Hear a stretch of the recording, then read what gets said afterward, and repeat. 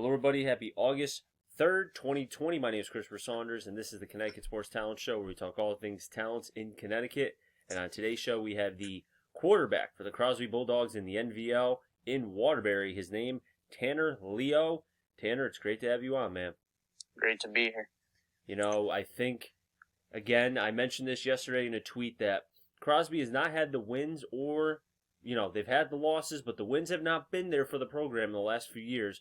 But it seems like this year, and there was some makings last year towards the end of the season, that Coach Scott, who was in his first year last year with the Crosby Bulldogs, has some sort of special mojo going on in the program. So I think being here my freshman year when we were 0-10 and last year when we went 1-9, I think the big thing was just being young. And I think this year we're starting to get to that point where it's like everybody's hitting their like true varsity stride, and I think that's where you're going to see a big difference as far as like hopefully we do have a season. And I think if we go from there, you're going to see a big difference as far as experience and the game slowing down for everybody. I think that's where you'll see a big difference as far as Crosby goes. Now, I came to a practice earlier in the year because we were doing Crosby Naugatuck for the radio on WATR. And when I came to the practice, I noticed two things kind of jumped out to me. One, how intense Coach Scott was. He is passionate. He really looks out for each and every one of his players. It doesn't matter if you're the best player or if you're the last player who's basically just giving Gatorade to players. That's one thing that jumped out to me. The other thing was he kept, and you just mentioned it, the youth, the inexperience, kind of needing to get those reps and getting punched on the ground a couple times and having to get back up. Yeah, so with him, he was actually he was a coach in Pop Warner for, not for me, but like for almost half of the team. He coached them in Pop Warner, so he's known them since they were, little. And I think the big thing with him is the first time we met him, when he like got the job and everything, the first thing he told us was just, if you ever need anything, to give him a call. And that was like the big thing that always stood out to us. Is he's very caring. He always puts like the student and the player before the athlete, and we always appreciate that.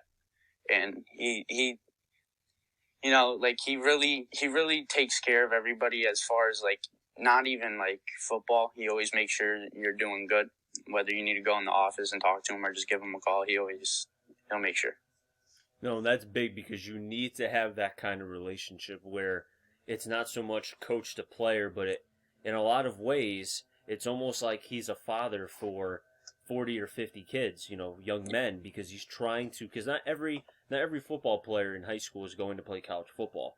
This is another thing too. He mentioned about trying to prepare you guys, not just for after you graduate, but try to prepare you for 10, 15 years down the road. Because he wants you to come back to the program and have a great job, have a family. If you have a son who wants to play football, fantastic. But he just wants to see you succeed. And I think that's something that every football coach wants in his players.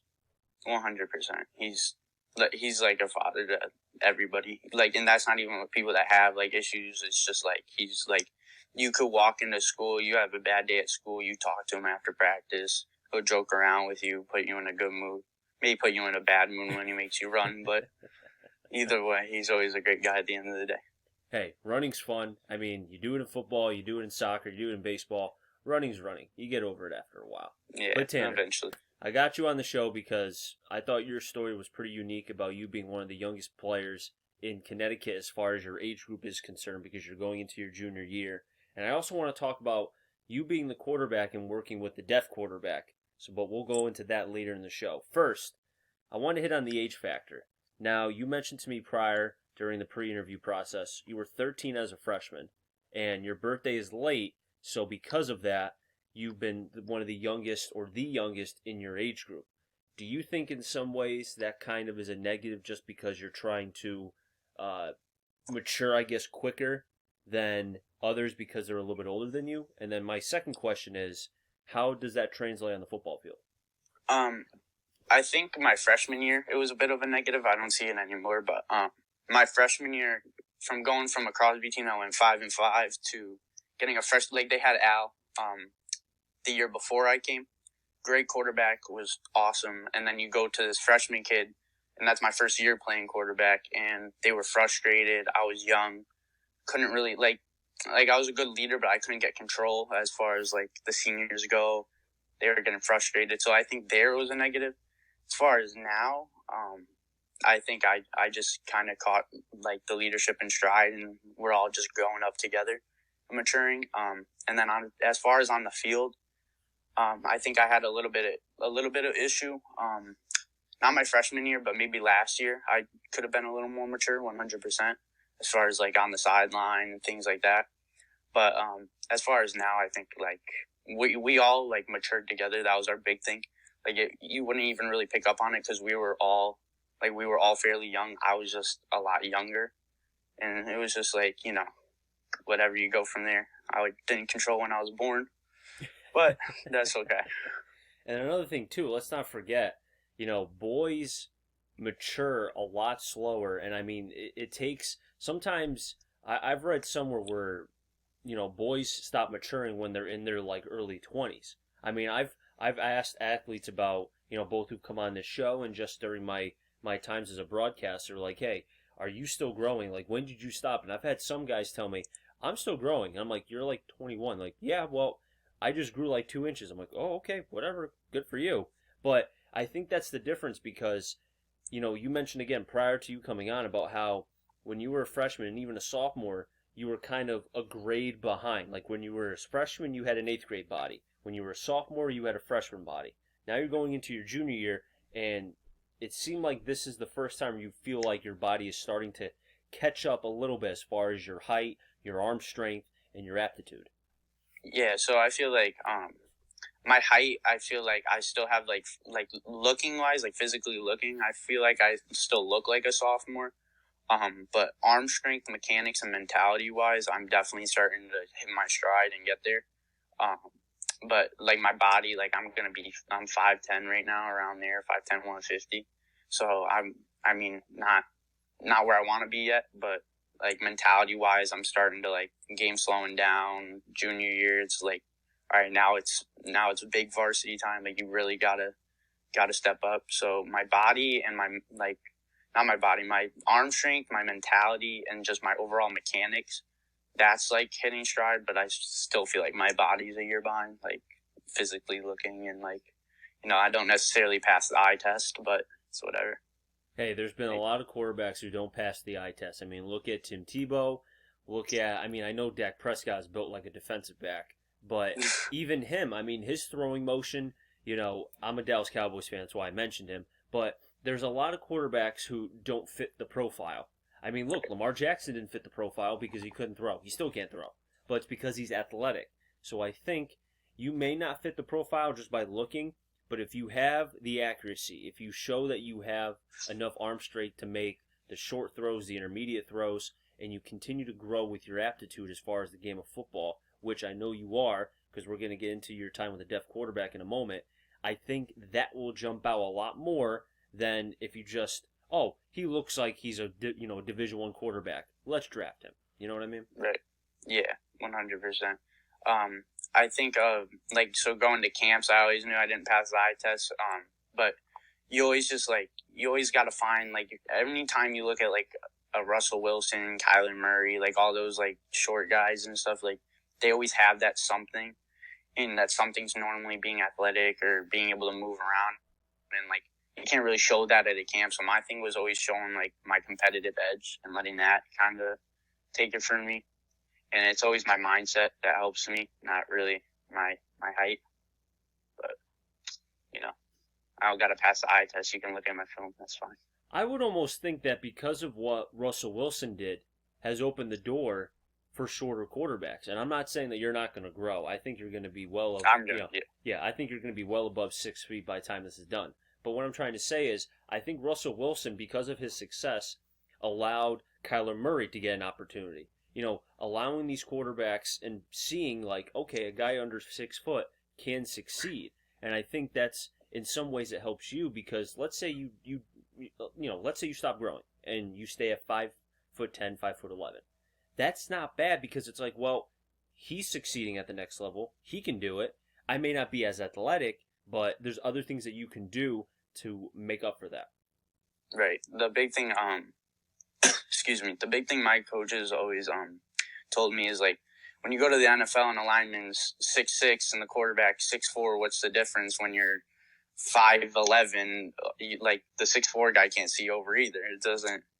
You just gotta make it work. And I think as far as Russell Wilson goes, I think he opened the door for so much. And him and Deshaun Watson are two people I absolutely idolize as far as like where the game's trending and going. And such an athletic, like, you can't really just sit in the pocket and throw as much anymore. You got to be able to move around, and those are two guys that know how to do it. So they're opening doors not just for people with height, but for a new game that's going to come about in the coming years. And another guy who's been opening doors as far as Connecticut is concerned, the deaf quarterback. He's worked with so many, and I've seen on Instagram, I've seen on Twitter, he's working with quarterbacks all around Connecticut. And I know I've had the South Windsor quarterback, he's been on. He's worked with him. Jakari Grant, who's a URI product. He went to Windsor, actually. He's worked with a deaf quarterback. And now you're another quarterback who I've had on the show who has worked with him.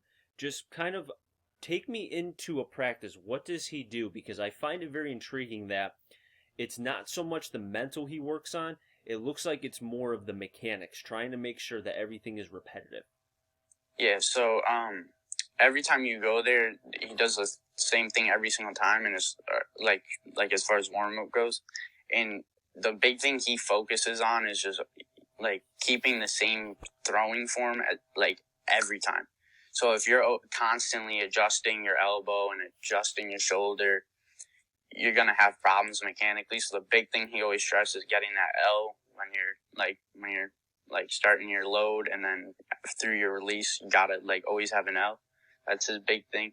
But the big thing with him, as far as like just mechanics like goes, he loves footwork. You'll never like see somebody work on a footwork with a quarterback more than him. He always works on your footwork. And the thing with them too is it's a family. It's not just like you go there to work out. Like I was there yesterday, and we're all there getting our work in, joking around. Like it's like you're like brothers almost. It's a great atmosphere, and it's always receivers coming working with us. It's not even just quarterbacks. We're all on the ladders, all on the cones, everything, and then you throw routes at the end. It's just a great experience every time.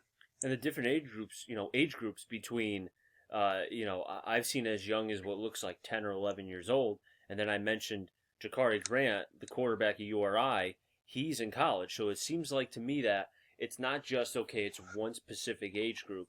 There's multiple age groups, and having that diversity not only helps the development of the younger ones, but in a lot of ways it also helps you as well, because you're being able to ask questions to the older guys. Hey, how do you do this? How did you train? How did you get looked at? All these things help your development and speed up, so that way you can pop. Yeah, so with them, the big thing that I always like see trending with him is like the college kids. I don't know about Jakari, but like Kyle, he's the quarterback for CCSU. And then Brady Lafferty, the quarterback for Southington. Anthony, all of them have been with him since they were like young, like 11, 12, since like Pop Warner. I've personally been with him going into my third year now. And you won't see anybody leave. They go with him and they stay with him. You don't see them like, oh, I don't really like this coach, I'll go find another one. They go there and you never see them not with him. I'm there every single week with the guy, and it's great. And then the relationship you build as far as like talking to the college kids, they always tell me like how to get recruited, what to work on, and we're always helping each other. It's a great experience, because it's not just the coach, it's people that are at the spot that you want to get to, helping you out. That's always great too. Tanner, we've just about run out of time, but it's great to have you on, being able to learn about your story a little bit, how you've worked with a deaf quarterback. I wish you nothing but the best of luck your junior year, and you're always welcome to come back on, because I'd love to be able to hear about how successful Crosby will have this season. 100%. Right when we turn that around, I'll come back. That'll wrap things up in the Connecticut Sports Talent Show. So until next time, stay safe. Remember, CT stands for Connecticut Talent, and I'm on a journey to find them all. Have a good one, everybody, and be well.